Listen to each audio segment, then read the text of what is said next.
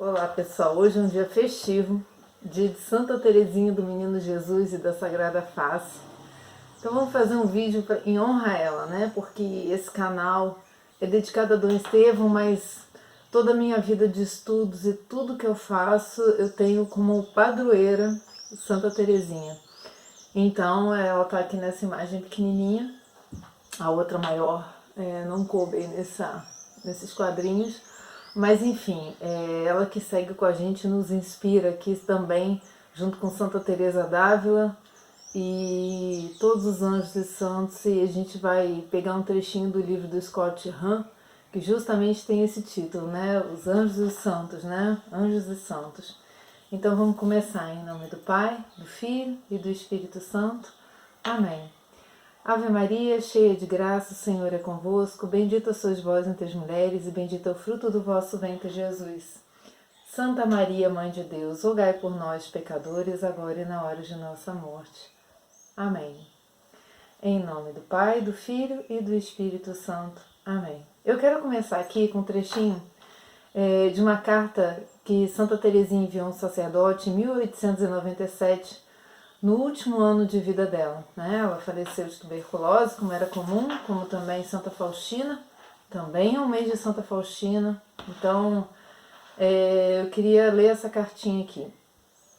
Às vezes, quando eu leio livros nos quais a perfeição é posta diante de nós como uma meta obstruída por milhares de obstáculos, meu pobre espírito logo se esgota. Fecho o tratado erudito que tanto cansa minha mente e seca o meu coração, e me volto para as sagradas escrituras. Tudo então fica límpido e luminoso. Uma única palavra abre paisagens infinitas, a perfeição parece fácil e vejo que tudo é questão de conhecermos a nossa insignificância. E como crianças rendermos-nos aos braços do bom Deus. Deixo para as inteligências sublimes os belos livros, cujos ensinamentos não consigo entender, e menos ainda pôr em prática. E me alegro em minha pequenez, porque só as crianças e aqueles que a elas se assemelham serão admitidos no banquete celestial. Alegro-me muito por haver muitas moradas do reino dos céus. Se houvesse apenas aquelas mansões com caminhos muito complicados, incompreensíveis para mim, certamente eu jamais entraria nele. Gente, esse trecho dessa carta me define. Porque, assim, a complexidade de alguns ensinamentos, e muito bons ensinamentos, né? Diga-se de passagem, muitas vezes nos traz um sentimento de incapacidade, né? E como ela era bem novinha, né? E faleceu com 24 anos, ela nos deixou esse legado, né? De humildade, de não se dar coisas muito maiores que naquele momento ela não estava preparada. Se talvez ela tivesse vivido mais tempo, ela teria se dedicado a um estudo mais aprofundado, né? Teria se dedicado a isso, mas não foi essa missão que Deus quis, limitando a vida dela a 24 anos, né? Então esses 24 anos na Terra que Santa Teresinha passou são frutuosos para todos nós que buscamos na simplicidade as grandes verdades da nossa fé e praticá-las com amor e humildade. Então eu me identifico muito com essa carta porque esse canal faz muito isso, né? A gente pega pequenos trechos, eu leio bastante para vocês porque, como eu disse no vídeo de apresentação, eu não me considero uma pessoa capacitada, né? Não estudei teologia, não me considero uma pessoa assim capacitada para dar aulas sobre temas aqui. E tem um defeito que vocês talvez já tenham até percebido meu, eu sou uma pessoa que tem uma memória muito limitada. A minha família brinca com isso, às vezes me conta uma história uma, duas vezes e eu tenho dificuldade de lembrar, eu às vezes não lembro, acho que a pessoa não me contou mesmo, e a pessoa afirma que me contou, eu falo, mas eu não me lembro de você ter me contado isso. Então eu, assim como ela, sempre me senti muito incapaz de coisas muito assim, rebuscadas, né, coisas muito... E não incapaz no sentido de me fazer pequena, não, nada disso, assim, que a gente vê que nas escrituras, mesmo como foi no vídeo passado, já tem uma riqueza de conteúdo. Eu li a vida de Santa Teresa d'Ávila, né? Eu li Moradas, né? O Castelo Interior de Santa Teresa d'Ávila, e realmente nos fazem refletir no profundo da nossa alma, nos fazem encontrar com aquele o rei do nosso castelo que está lá dentro. Então a gente vai atravessando as moradas. Mas Santa Teresinha tem um trecho que eu vou ler aqui para vocês, que ela corta esse caminho. Então eu queria pegar alguns trechos desse livro do Scott Hahn. Eu amo esse livro, gente, de verdade, eu recomendo muito que vocês leiam esse livro. Então ele escolhe nesse livro, Anjos e Santos, no final da reflexão que ele faz sobre a nossa comunhão com essas criaturas de Deus, né, os anjos, né, e os santos, e ele escolhe alguns, né, que tocam a ele pessoalmente, e um deles é Santa Teresinha. Então ele vai falar assim: diferentemente de Moisés e São Paulo, Santa Teresinha do Menino Jesus não foi uma pessoa influente e de destaque em vida. Também não foi uma grande estudiosa, como Jerônimo, ou uma pioneira das ideias, como Agostinho. Não ocupou outros cargos, como Irineu. Não foi barbaramente martirizada por sua fé, como Inácio. Não elaborou sistemas complexos de pensamento, como Tomás. Todos esses santos que ele está falando aqui, ele falou no livro dele anterior. Ele vai falando de um por um, né? Umas 3 páginas cada um que ele vai comentando. Ela foi um prodígio por sua pequenez. E paradoxalmente, sua pequenez é tão gigantesca que chega a assustar. Nenhum outro capítulo deste livro me intimidou tanto quanto este. Todos os santos nos causam certo espanto. Mas na maioria das vezes é possível contornar esse sentimento descrevendo seus currículos. Não é o caso de Santa Teresinha. Ela não possui um currículo muito extenso. Então, esse silêncio, né, que ele diz assim, nenhum outro capítulo me fez ficar tanto tempo encarando uma página em branco, é que a humildade nos cala, né? A humildade nos faz, nos silencia e nos confronta com a nossa própria arrogância, muitas vezes, né? De acreditar que nós temos que ter sempre muitas palavras para falar, né? Muita erudição ou sistemas de raciocínio complexos com relação à salvação e à santidade. E isso nos cala, né? Então Santa Teresinha, na verdade, ela nos contrapõe a todos nós.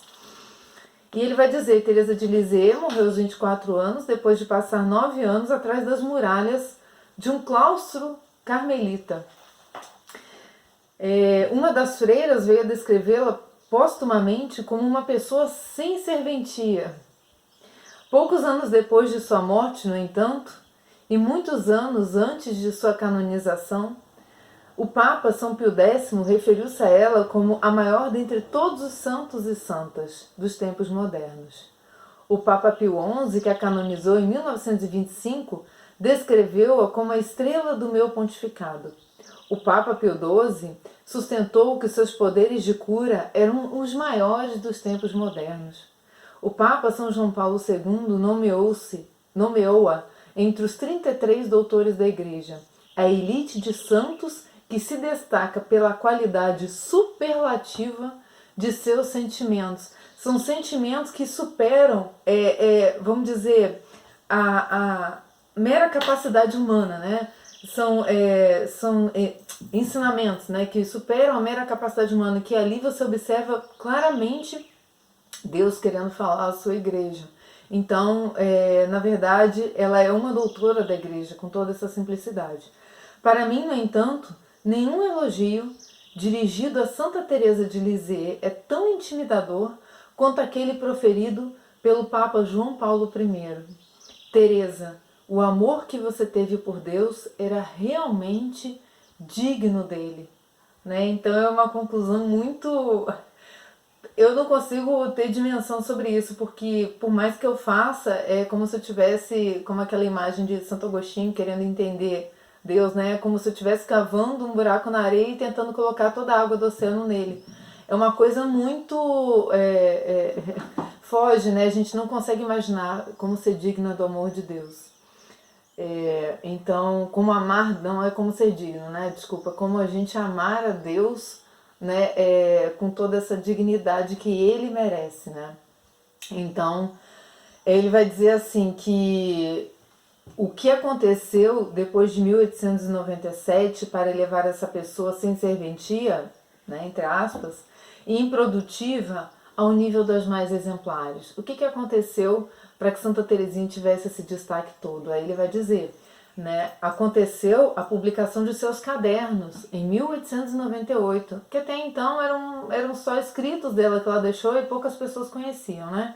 Um relato sobre suas memórias espirituais que ela escreveu por ordem de suas superiores e que levou o nome de História de uma Alma.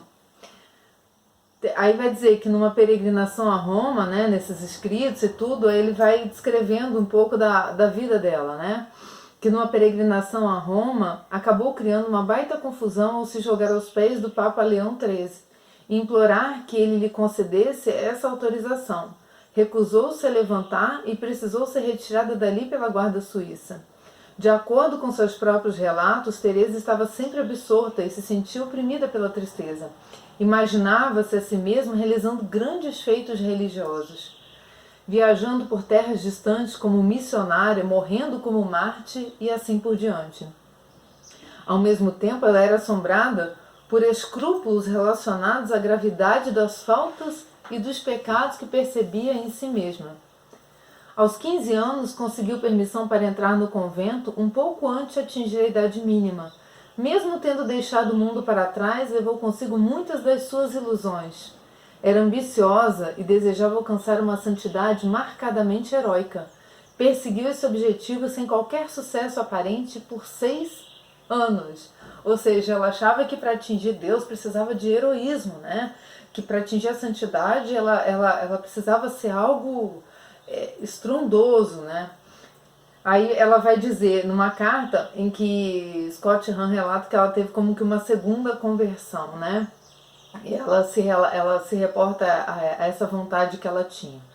Ela fala assim: sabias, madre, que sempre desejei ser santa, mas ai, sempre constatei, quando me comparei com os santos, haver entre eles e mim a mesma diferença que existe entre uma montanha cujos cimos se perdem nos céus e o obscuro grão de areia pisado pelos transeuntes. Em vez de desanimar, disse a mim mesma, Deus não poderia inspirar desejos irrealizáveis, portanto posso, apesar de minha pequenez, aspirar à santidade. Não consigo crescer, devo suportar-me como sou, com todas as minhas imperfeições, mas quero encontrar o meio de ir para o céu por uma via muito direta, muito curta, uma pequena via totalmente nova.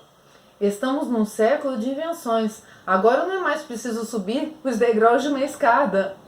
Nas casas dos ricos, um elevador a substitui com vantagens. Inclusive vai mais rápido, né? Cansa menos. Eu também gostaria de encontrar um elevador para elevar-me até Jesus. Que comparação, né? Pois sou pequena demais para subir a íngreme escada da perfeição. A íngreme, né? Ela é tão alta a perfeição que ela olhava para aquilo e disse assim, não tem como chegar lá, gente, não dá para mim, eu tenho que achar uma via menor, mais curta, eu tenho que achar um atalho para chegar à perfeição. E aí, o que ela fez? Um dia que ela foi procurar, já que aquela tanto de livro, tanto de doutrina para ela não era algo alcançável ainda naquela fase da vida dela. Ela procurou por pistas na escritura e encontrou o seguinte trecho no livro dos Provérbios. Quem for pequeno, apresente-se. O convite é confirmado nos oráculos do profeta Isaías e, é claro, por Jesus. Em verdade vos declaro, se não vos transformares e vos tornardes como criancinhas, não entrareis no reino dos céus. Teresa seguiu usando a palavra pequeno para descrever seu esforço, mas esse uso não era pejorativo. Nele viria a se basear, de acordo com autores, que mais tarde comentaram a sua obra, a sua via da infância espiritual. Ou, como ela própria preferia dizer, a sua pequena via. Isso não a fez sentir-se livre para negligenciar suas ambições ou para se esquivar das suas obrigações. Pelo contrário, continuou seguindo as normas que se aplicavam a todas as freiras do claustro. Continuou fazendo as mesmas tarefas, ou seja, ela não se diferenciou em nada para alcançar esse objetivo. O que ela fez? A diferença é que passou a fazê-las com a alegria de uma criança que brinca, confiante no amor e no carinho do pai, né? Do pai com letra maiúscula. Mas isso não quer dizer que o seu sofrimento havia acabado. Teresa contraiu tuberculose, não tendo forças para sequer imaginar a dor, o mal-estar e as restrições físicas que ela teve de enfrentar. Além disso, foi submetida a um tempo de provação, durante o qual teve dificuldade para acreditar nas promessas da fé. Ou seja, até uma Santa Teresinha tem suas dificuldades e seus momentos na vida, né? A ideia do paraíso, que por muito tempo havia sido um conforto, tornou-se um tormento horrível. Ela sentiu necessidade de copiar o credo num pedaço de papel e carregá-lo consigo onde quer que fosse. Descreveu a experiência como um túnel escuro, através do qual teve de passar para chegar à luz. Mesmo assim, ao longo de todo o trajeto, pôs a sua confiança no Pai. Confiou a Ele sua salvação, o seu cuidado e a sua capacidade de resistir durante a provação. Confiou nele para tomar sua mão e levá-lo em segurança até o outro lado. E não havia razão para duvidar de que ele desejasse fazer tudo isso. Ou seja, uma confiança cega no amor de Deus por ela, né? Que apesar dos sofrimentos que a vida nos traz, Deus nunca nos abandona, né? E aquele sofrimento para ela era um túnel escuro através do qual ela passava de mãos dadas com o seu paizinho, né? Porque ela era uma criança, então era fácil nos sofrimentos dar a mão para o pai e deixar ser conduzida. Com a morte de Teresa, suas irmãs biológicas, que estavam com ela lá no convento, selecionaram passagens de seus vários cadernos e organizaram um livro imaginando que ele fosse se tornar uma lembrança de interesse predominantemente familiar. Em vez disso, o livro virou um fenômeno editorial. E dentro de pouco tempo já havia sido traduzido para dezenas de línguas e vendido milhões de cópias. Ao longo de toda a história do cristianismo, poucos livros tiveram semelhante influência. Nenhum autor causou impacto tão profundo no desenvolvimento da espiritualidade do século passado, nem mesmo os grandes papas, vai dizer o Scott Hahn, que é um grande estudioso da fé católica, né? Um ex-protestante convertido ao catolicismo, ele e a esposa dele. E eu acho que vocês deveriam buscar sobre a vida do Scott Hahn, principalmente o livro que diz, né, fala da conversão dele, diz Todos os caminhos levam a Roma. É muito bonito esse livro, é um livro que a gente não consegue parar de ler. Ele vai terminar dizendo aqui, né, que sua via é de fato uma pequena via, mas é também uma via que todos podemos trilhar. Basta abrir mão das afetações da vida adulta. Controle, autodeterminação, autocomiseração e virulência. Basta querer.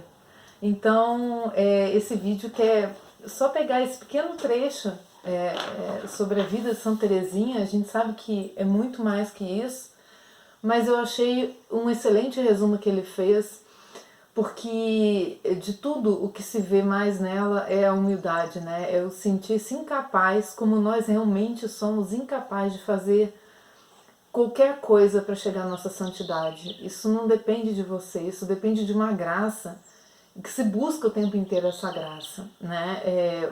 Não é com a virulência, como diz o Scott Hahn, da luta, não é com a autossuficiência, né? Com aquela sensação de que você controla tudo, até o seu caminho com Deus. Não, é um entregar-se, né? É um sentir-se pequena diante da imensidão do amor de Deus, né? E deixar que Ele nos atinja na nossa pequenez, e não no reconhecimento de que eu avancei um passo, agora eu estou mais, agora eu conheço mais, agora eu sei mais da doutrina. Não, meus irmãos, isso tudo é muito importante porque a gente ajuda os outros também a encontrarem um caminho. Mas o nosso caminho, a nossa própria salvação não depende de nada disso, né? A gente tem tudo o que a gente precisa nas Escrituras, a gente tem tudo o que a gente precisa se colocando como uma pessoa que está disposta a aprender, a obedecer e a ser humilde. É isso que ela me passa e é por isso que eu dedico muito meus estudos a ela, para ela me ensinar a ser assim, né? Me ensinar a cada dia a ser menor. E assim a gente tem uma paz muito grande, tá bom? Então fiquem com Deus, comemorem esse dia, quem puder vá à missa, alegrar o coração de Santa Teresinha, com certeza tudo que ela quer, além de jogar um monte de flor aqui na terra, né? Como ela disse, né? Farei chover rosas sobre a terra. Hoje, com certeza, muitas graças vêm sobre a terra por meio dela, mas ela quer que nós nos encontremos com Deus, né? E se a gente pode oferecer alguma rosa para alguém, que sejam as contas do rosário. Nunca a gente é tão pobre que não possa rezar uma Ave Maria por alguém, ou não possa rezar o rosário, o terço, né, que são as rosas que a gente oferece para nossa mãe, e ela as distribui. Com certeza, muitas dessas rosas, ela fala assim: toma, Terezinha, distribui essas para mim. É isso aí, fiquem com Deus. Um belo dia.